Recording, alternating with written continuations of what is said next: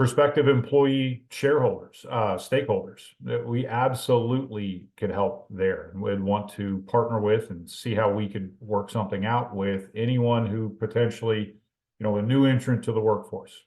Maybe don't have the skills you think are necessary, but you want to see what this is about.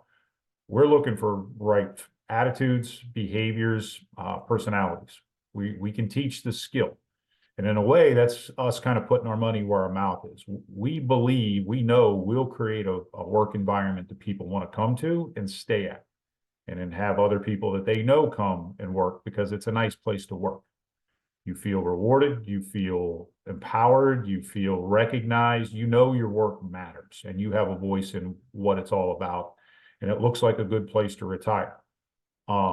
We can create that environment. We know we can, and we do. So we're completely confident in bringing in people and training from within, laying out a career path, showing you what it takes to get to this, that, and the other job types and what that can mean as a career, laying all that out for you day one so that you don't just come in and have a bunch of work thrown at you and say, good luck. We get paid every 2 weeks and the bathroom's down there and the lunchroom's down there.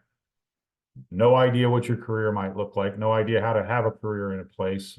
We understand what that feels like. So we go to great lengths to make sure that's not what we do. You come in, there's handbooks and a career in front of you and training opportunities from day one. You'll understand what it would take to build a career. You don't have to decide day one. Like I said, we're looking for fit first and we'll train later. And that also could apply to, career changers, people that have started down one path. Often, I always joke with people, or not so much joking, just kind of talk about it. We all kind of crab walk through life. You start out thinking you're going to go exactly here.